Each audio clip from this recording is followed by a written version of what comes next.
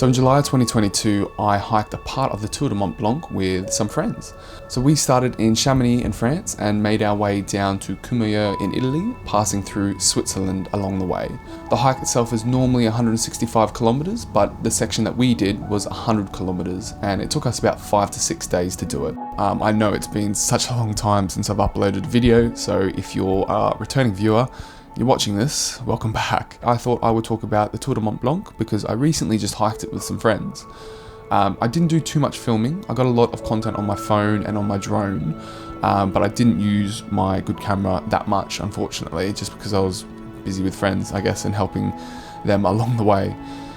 So I thought I would just talk about the hike in general, our experience on the trail, the logistics, the food, how we, where we camped and whatnot, to hopefully help you guys if you're deciding to, do the Tour de Mont Blanc at some point. I think it's an amazing trail. I think it's very well trafficked, so it's hard to sort of lose direction or not know where to go. Lots of food along the trail at the refuges as well, which are, amazing, delicious.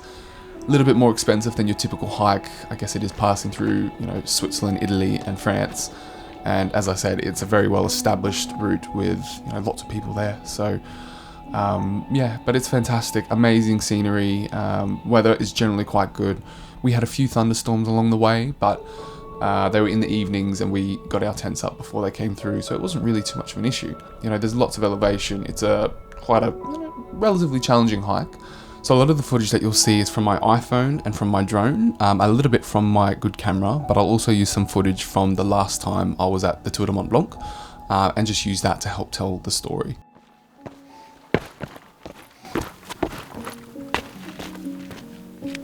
So the Tour de Mont Blanc is recommended to take between 10 to 12 days, and it's a total of 165 kilometers and 10,500 meters of elevation. So as I said, we did about 105 kilometers starting here in Chamonix, going all the way down and across in a clockwise fashion to Courmayeur, which is down here at the very bottom. The reason we did this was just because we didn't have enough time to do the second section, which sort of goes around and links up here in Léjus, and then we would have gone back down to Chamonix. So when we finished here in Courmayeur, we got a bus straight through this tunnel and out to the other side and back to Chamonix. So I've just switched over to the 3D version now, so you should be able to get a better idea of what it actually looks like. And as I said, what we did is that we started here in this little spot here in Chamonix, which is the French side. So we get a bus from Geneva, which is out this way, and the bus brings you up into Chamonix here, which is a nice little town in the valley. Mont Blanc itself, the glacier and the mountain, is this section here. And as I said, you can sort of see now in the 3D version of the map that the trail sort of follows around the ridges and the valley that surrounds it. Okay, so perfect. Let's move into our first section. So we start down here in Chamonix and we come up here onto this big ridge line, which we follow for quite some time. And we went across to the first refuge that we encountered. Can't remember the name, I'll put it below, but it was quite nice. We didn't stay in the refuge, we stayed in the free camping, which was nearby. Great little camping spot by a nice lake that we had a nice swim in. We did get a thunderstorm that night as well, so it was a little bit, not scary, but I mean, we had very lightweight tents and we were getting blown around a little bit, but it was fine in the end.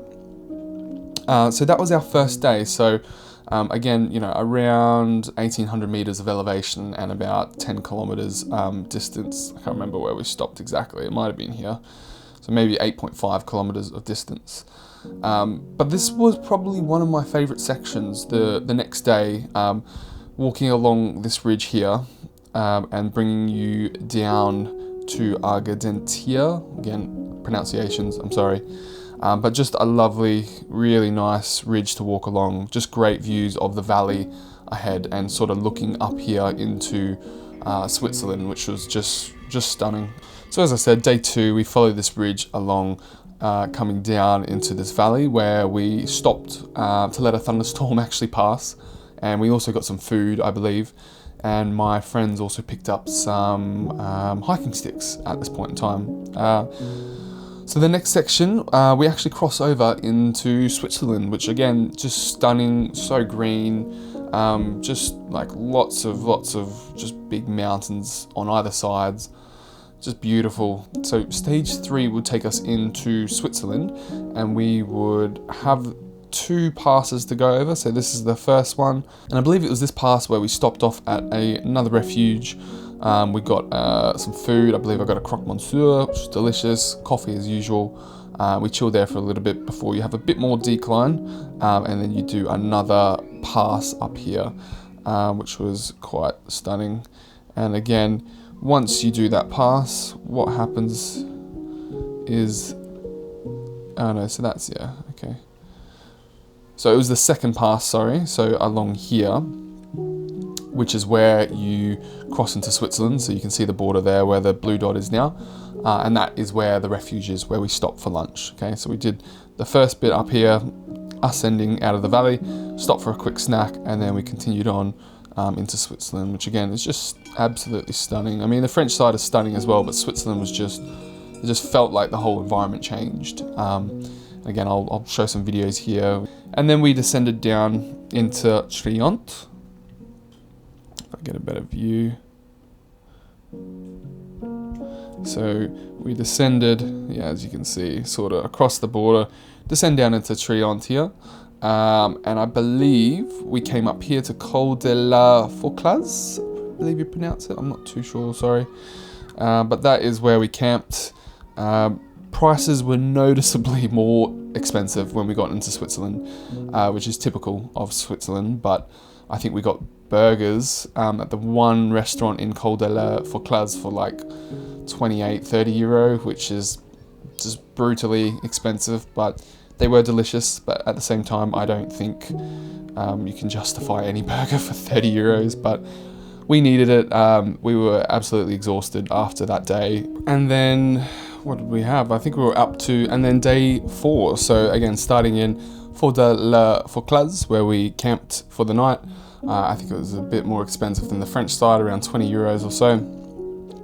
We got up in the morning and we hiked along this ridge here, along the mountain, and I think it's around, yeah, sort of around this section here, which is where you come across this really nice little refuge, which is where we stopped for an early lunch. We had a coffee, chilled out, and sort of just relaxed before we started this brutal decline, as you can sort of see along the mountain here, which takes you down into this valley here. So just, you know, a stunning spot, but as I said, the decline here was kind of brutal, just long sort of distance that we were declining from, and everyone else is doing it in the reverse direction. So to be honest, they're starting from down here in the valley and they're coming up, so they have it much worse than I think we did.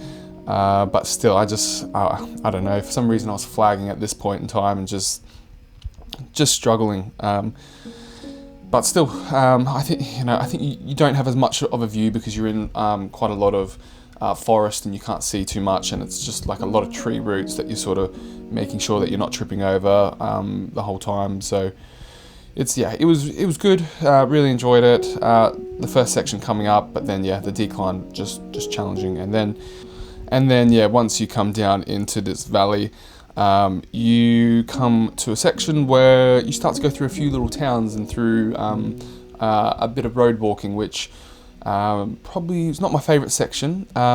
So we decided to double up and to do 2 sections in the one day. So as I said, we sort of started from back here and we did all the way, if I zoom out a bit, we did all the way up to La Fouille.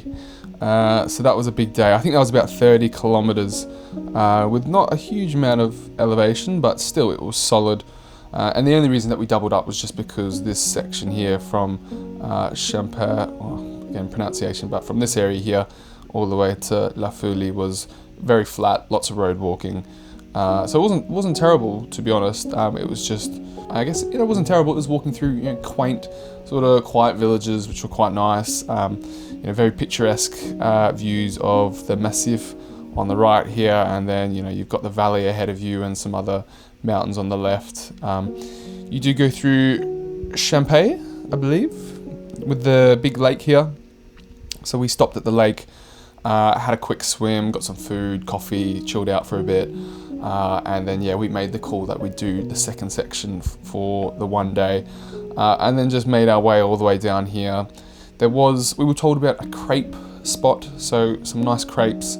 I think just around here. They close at 5. We got there at 5:05.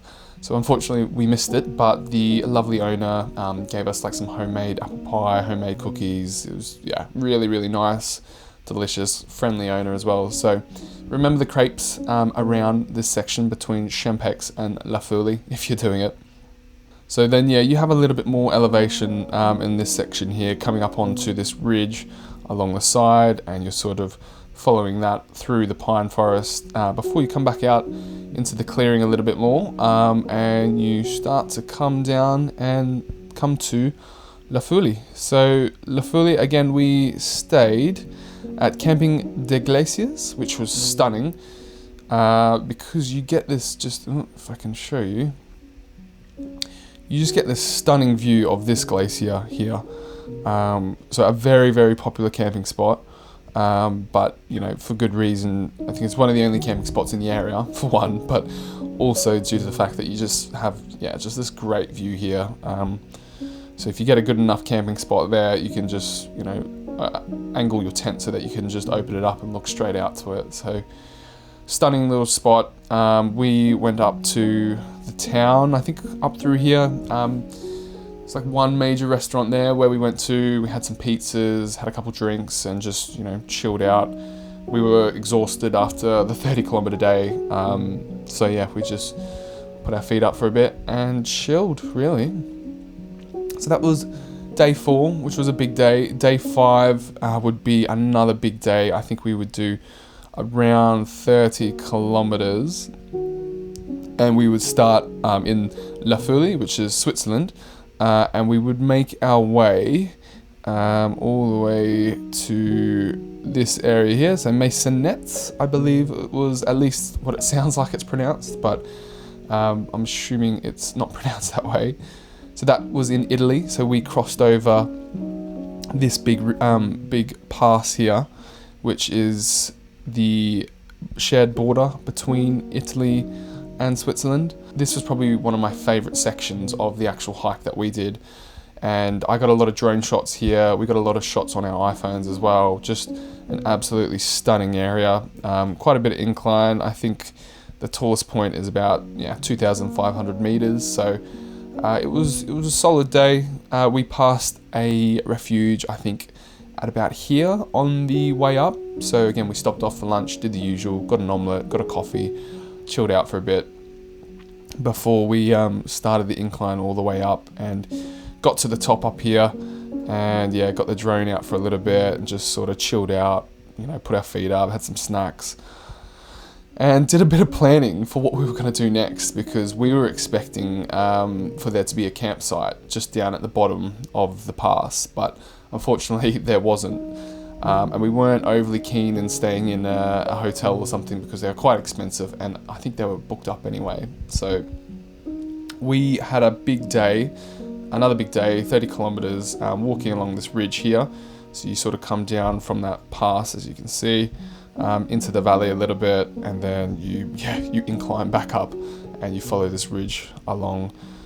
So now in Italy, we came all the way along this ridge, and then we came down to this little spot here in Maisonette, I believe it is, which in total brought us up to 91 kilometers for, I guess, the 5th day, wasn't it? So we chilled out here. Great little spot as well. Very, very friendly owners. Pizzas, Aperols, just so good. That was a nice way to finish the end of the 30-kilometer day, just coming into there. And that was essentially, the last big day that we would have. The next day was just like a couple hours walking from Maisonette up along this ridge and coming along the other side down here into Courmayeur, which is yeah, which was the final spot that we would finish at on our tour of Mont Blanc, starting all the way back from here in Chamonix and coming up and making our way across. So, as I said, the only section that we missed was the section that comes back up here into France, up and around, and joining back to Les Jeux, I believe, down here. Yeah, there's Les Jeux. So that would be an extra 60 kilometers or so that we didn't do, just because of time restrictions, unfortunately. So yeah, as I said, you know, a fantastic hike, one of my favorite ones for sure that I've done to date.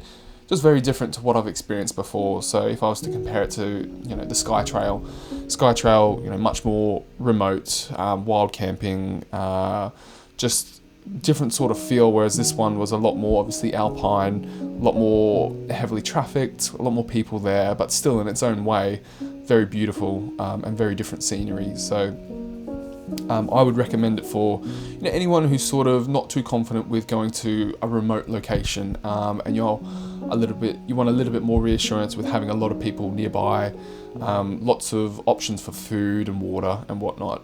Again, quite a bit of incline. I think in total it's 10,500 meters, which is, yeah, it's not huge, but it's also not an easy feat for someone who hasn't done a hike before. But the three friends I was with, it was their first time doing multi-day hikes.